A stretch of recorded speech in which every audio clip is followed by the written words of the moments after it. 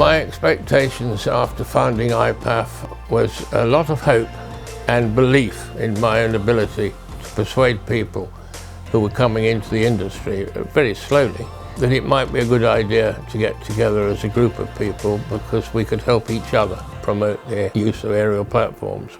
By 1987, IPAF membership topped the 100. Some of the big construction companies were the first to suddenly realize this is going to save us money, it's going to save accidents, and it's a nice, clean, comfortable way to do the job, which might have taken a week to put the scaffolding up and a week to take it down, but an hour to do the job.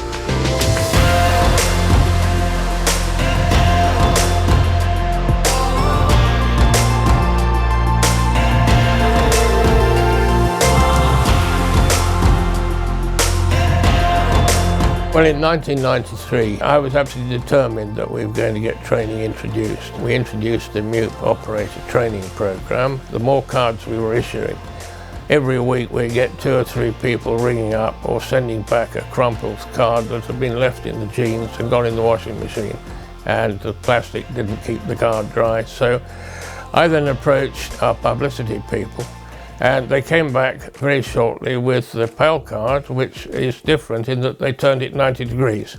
Everybody wanted a PAL card once they saw them.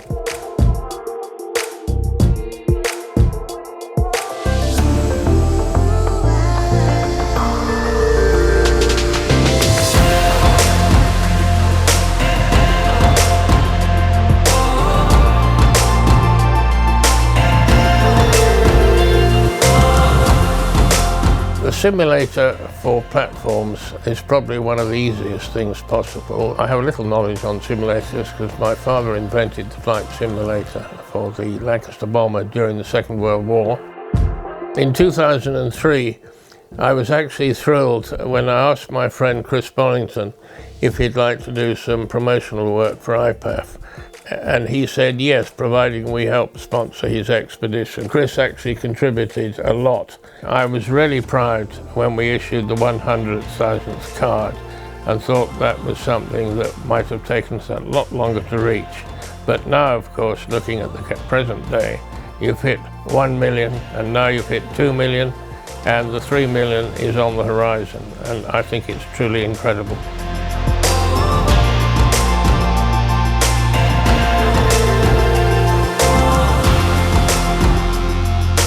IPAF is all about sharing best practice. Best practice should be almost identical everywhere in the world, and I saw IPAF as a great way to gather information about best practice and then share it to save lives.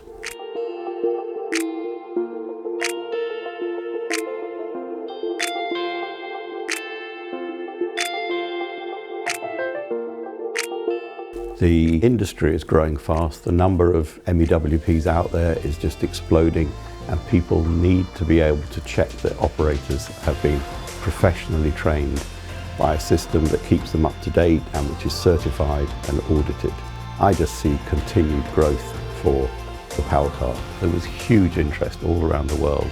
I have to say, we couldn't have done it without the great team and also without the support of volunteers and members who rushed in and really wanted to make IPAF a success. IPAF's Clunk Click campaign, or Click It, was one of our most successful safety campaigns and made it really normal to wear a full body safety harness in a boom type platform. In support of that campaign, IPAF organised some pretty dramatic demonstrations at exhibitions and events around the world, which really brought home to people how easy it is to be ejected from a platform in unexpected circumstances. I think that the growth and internationalisation of IPAF strengthened the core message, which is that IPAF shares best practice around the world. IPAF is there pushing out the message, consider best practice, always look at the best way to operate these MEWPs. The IPAF accident reporting portal and program came out of requests from members to capture data on accidents. It allows us to see what are the most dangerous situations in operating an MEWP.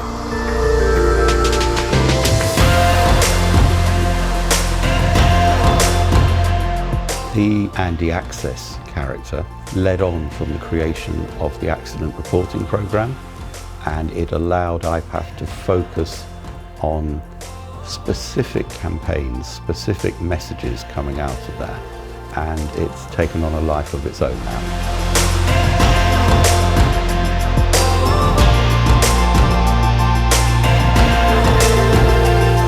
One of the big advantages of virtual reality is you can put the operator into dangerous situations without them being in danger.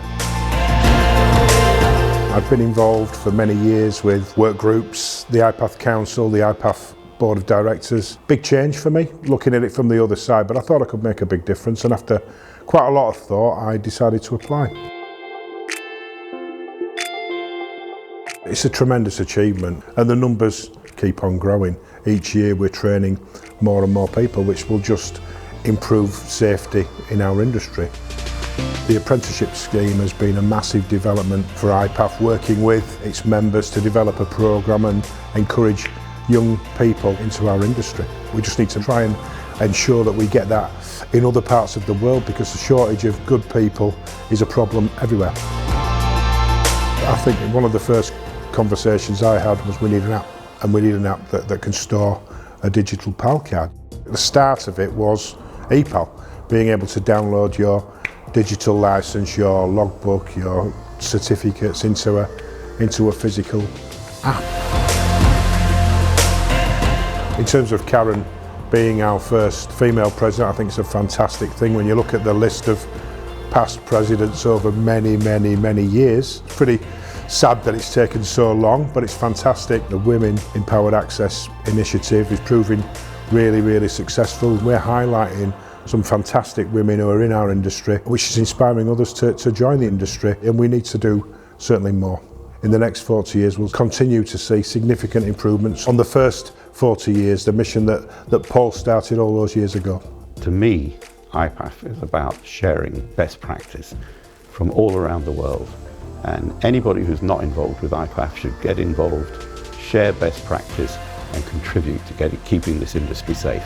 I think the most important aspect of IPAF is not me, it's not the IPAF team. We're here to support our members, but don't forget, our members are the ones who are giving up their time freely to improve training courses. The board, the council are giving up their time freely to help advise and drive the staff and me to do things for the industry. So they need a lot of credit. You know, the different work committees that are involved in improving safety, the manufacturers technical committee, all those guys attend meetings and come together as an industry with competitors. That's why this industry is so unique. They're coming together as competitors to improve the safety within the whole industry, not for their benefit, for the benefit of everybody. And I think that's what makes IPAF so special. I've lived long enough to see IPAF reach its 40th anniversary, and I'm immensely proud. I also have to acknowledge that a huge number of people have been involved with the carrying on with IPAF and its inception in so many other countries. It's far more widespread today than it was in the early days.